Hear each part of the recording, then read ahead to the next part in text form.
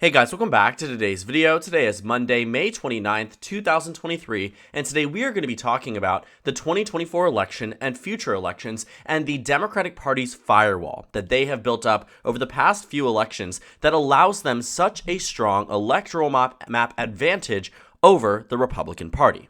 On your screen right now is the 2024 electoral map. The electoral map is very different, at least somewhat, not very, but somewhat different than the 2020 presidential electoral map. You can see here that some states have changed their overall electoral allocations, but surprisingly enough, these changes in electoral allocations, though, benefit the Republicans on the baseline level of 2020 versus 2024. It actually seems in the future will benefit the Democratic Party as we move forward and as trends start to align more in favor of the Democratic Party's policies and agendas nationwide in some of these battleground states.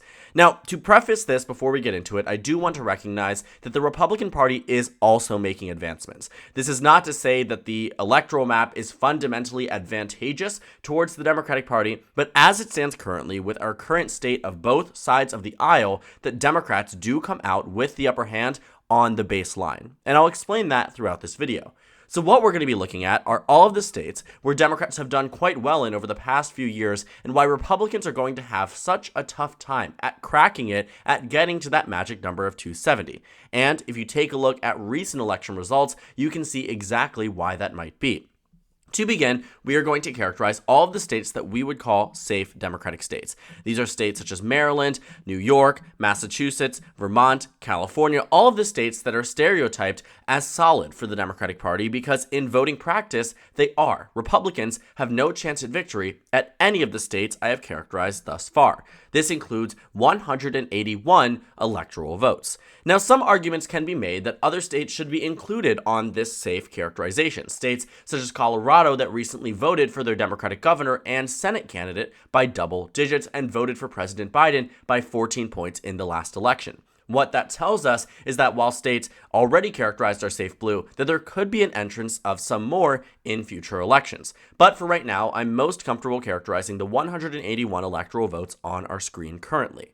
So where this puts us is about 90 electoral votes for the Democratic Party away from winning the presidency, which doesn't put them too far whatsoever. And the reason I say that is because by a point of comparison, all of the safe Republican states, which I am characterizing at this point in time, do not amount to 180, because Republicans have to fight for the remaining electoral votes. Where they're at right now is at about 125 electoral votes, and you know, there are obviously swing states that Republicans are able to do well in, such as Texas and Florida, that could bring them up much higher to nearly 270, but it also puts them at this stopping point. Because even if we give them the grace and say Texas and Florida are solidified and there's no chance Democrats win them in 2024 or future elections, it still doesn't bring them as close as if we were to do the same thing for the Democratic Party. So for the sake of just this safe comparison in terms of margin, in terms of recent election results, 125 to 181 with the advantage to the Democrats is the most comfortable I am at this point in time. But this video is not about the Republicans. We're going to spend a little bit of time talking about them just because it's important, because they are the main competitors for the Democratic Party. But the point about this video is talking about how Democrats have built up this firewall. And one thing that I do want to say is that firewalls are not perfect solutions. They are not these, fortified walls that will never fall down. We saw the blue wall collapse when Hillary Clinton lost the 2016 presidential election. But it is to say that in most cases, this is where the Democratic Party can rely on fundamental support, a lot of support for their party. Even if the election is close, we have seen consistently, for example, the state of Nevada, which has had historically very close elections, yet in almost all of them, Democrats have the upper hand. And that leads me into my point. States such as Minnesota and Virginia and Colorado and New Mexico might be states that at one point in time were swing states, or even recently had close and competitive elections. To this point, Virginia elected a Republican governor just a year and a half ago, but that isn't to say that Democrats shouldn't rely on it for the presidential election. We can see it with Obama twice, Clinton, then Biden, that Virginia is a state that Democrats can rely on. The same can be said about Minnesota, Colorado, and New Mexico. Again, caution here, Republicans can technically win these states, but Democrats at a default are the ones who are winning this. This is not a swing state that sways back and forth between election and election. This is a reliably blue state, even if it otherwise is competitive. So that brings Democrats already to 219. But the characterization can be pushed even further to states such as Maine, New Hampshire, and yes, the state of Nevada.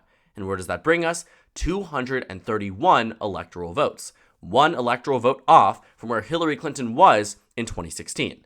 The point here, Hillary Clinton's performance in 2016 is the lowest point that Democrats will likely go. With the exception of maybe Nevada and New Hampshire in extreme circumstances, Democrats can reasonably rely on 231 electoral votes at a bare minimum, given their election performances in the past.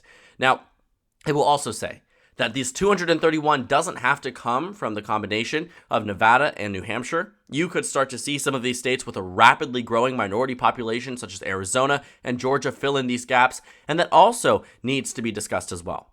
Because what we have seen here is that with this 231, Democrats have multiple pathways to the presidency, whereas the Republican Party simply does not.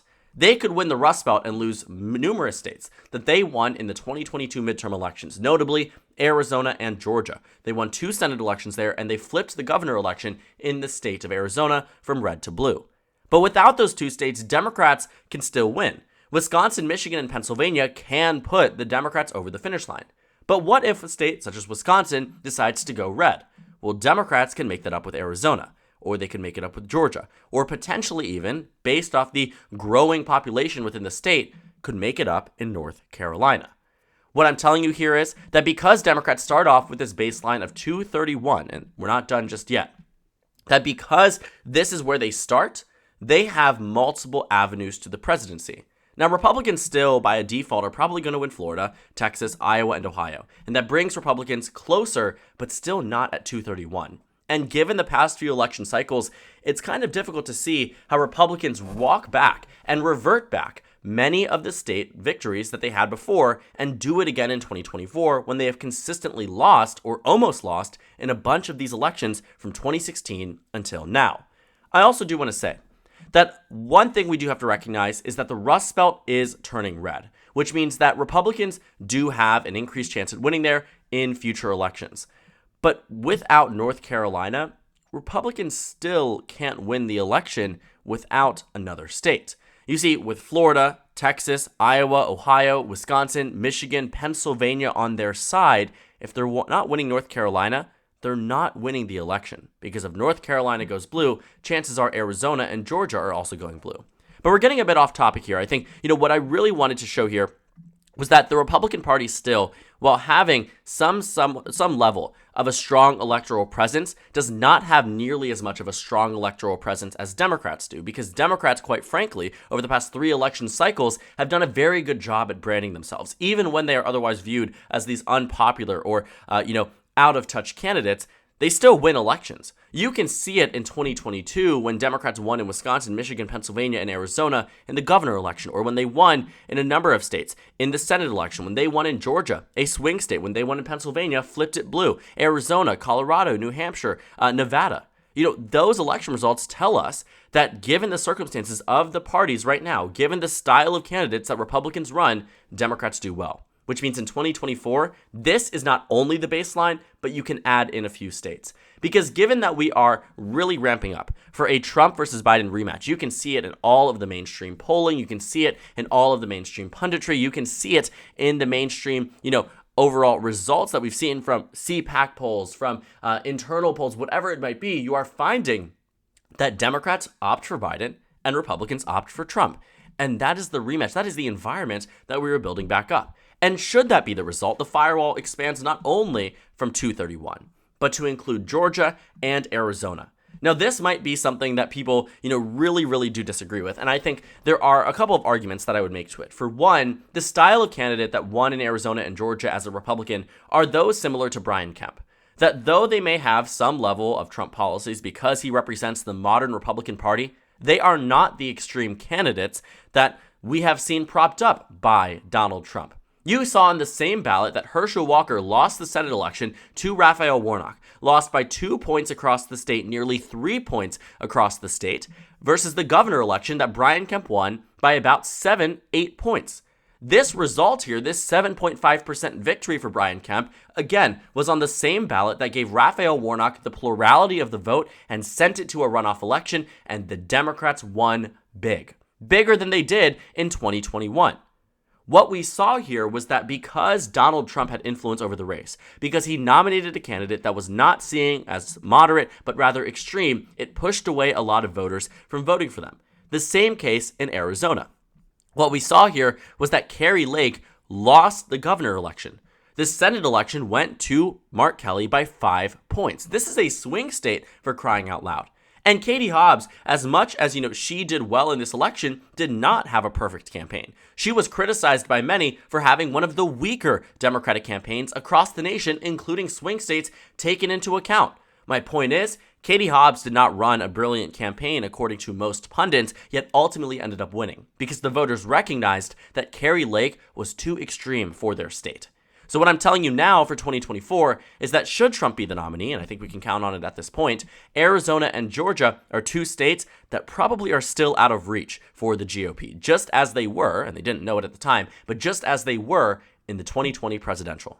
So now where does this put the Democrats? Well, practically any combination of Wisconsin plus another state, or winning Michigan or Pennsylvania or North Carolina would put Democrats over the top. That is where we are currently. 60 remaining electoral votes, and if Democrats get any state beyond Wisconsin, they win the election.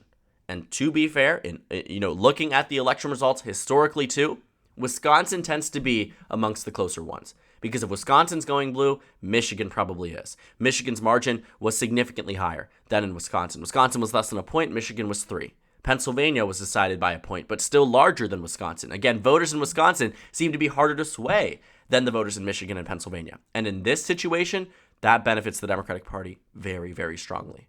And what I also want to point out is that there are many arguments from the right wing that, you take away Donald Trump and you prop up somebody like Brian Kemp or Glenn Youngkin, and now this firewall collapses. And in a way, they are right about one thing.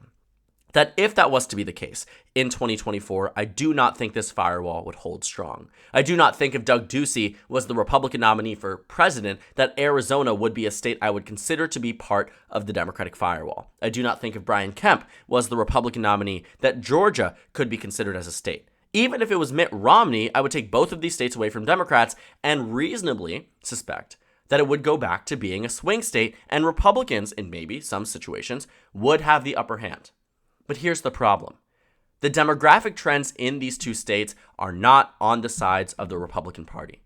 What does that mean? Well, Arizona, with a rapidly growing Phoenix metro area, Maricopa County in specific, with a significant influx of minority voters within the state and a significant increase in voting population. People are turning out in Arizona, and they are turning out for the Democrats. And as more and more voters move into the state, we have seen a shift in the electorate towards the Democrats. And the same thing can be said in the state of Georgia. The Atlanta metro area is booming. You are seeing significant influxes in the population, specifically amongst minority residents, and even more specifically amongst Black Americans. What do we know about any type of demographic shift within the country? Every single demographic group, race-wise, besides white Americans, votes blue, by the narrowest margin being 60-40 and the largest 90-10. At the baseline, any type of minority growth within a state means the state is getting bluer. And we have seen this in Georgia and Arizona. So the takeaway here is, yes, maybe in 2024, Republicans would do well if they had the right person. But we know it's probably going to be Donald Trump or Ron DeSantis, and neither of them, I think, are the right person to meet this moment. But guess what? They can try again in 2028. But the problem is that based off the current trajectory of minority growth within these states, Arizona and Georgia in 2028 will still be out of reach for the GOP, just for different reasons. Because the minority growth has been so substantial between 2020 and 2028, it will be that much harder for the GOP to win. Because it'll start shifting election after election after election, as we saw. In 2020, Georgia went almost to David Perdue.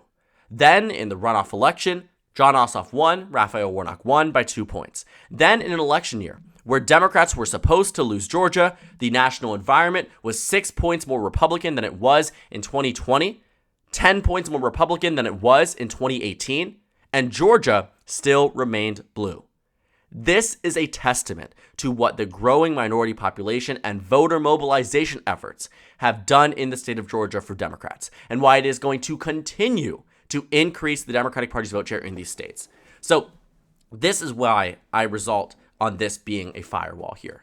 Because even in 2028, I think this map could be applicable. Maybe not in the immediate given the right Republican, but it looks like they are going in the wrong direction in terms of the issue of electability, which means Arizona and Georgia I am comfortable calling firewall states because I do not believe that Donald Trump nor Ron DeSantis would win them in 2024 at this present moment. So where does that leave us? Republicans still have a pathway to the presidency, but you can see Democrats are 12 electoral votes away. And chances are, if they're winning in Wisconsin, they're also winning Michigan and Pennsylvania.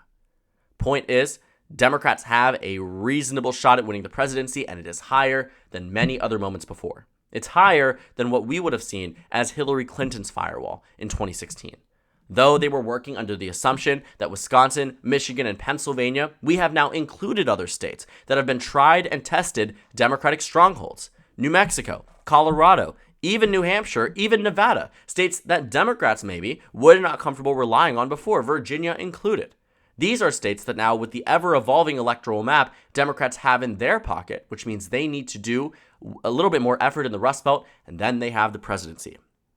What I also think we should take away from this is that the Democratic Party does have the ability to expand on their 2020 electoral map. With the remaining 60 toss-up votes, I think this is the likeliest outcome in a Trump versus Biden rematch. Democrats at 319, Republicans at 219. This is where I see 2024 shaping up today between Donald Trump and Joe Biden. But a lot of it comes with the default fact that Democrats are going to do well in some states because Donald Trump is at the helm. But I do think by the time we reach future presidential elections where maybe the damage is no more, maybe Donald Trump's influence has left the party and they've returned to being a party of traditional conservatism and traditional conservative values, it is going to be a very difficult pitch to explain to swing voters that for a party that represented this ideology for 8 consecutive years, 3 consecutive election cycles, 2016, 2020, and 2024, that this party has changed. Not to mention the fact that with the growth, again, demographics are everything in this country because it's the reason why the Rust Belt could shift away from the Democrats, and it's the reason why the Sun Belt is shifting towards the Democrats. Minority growth in these states is turning these states bluer. It is turning them bluer in a way that makes Republicans unelectable on the national level in a way that we have not seen before.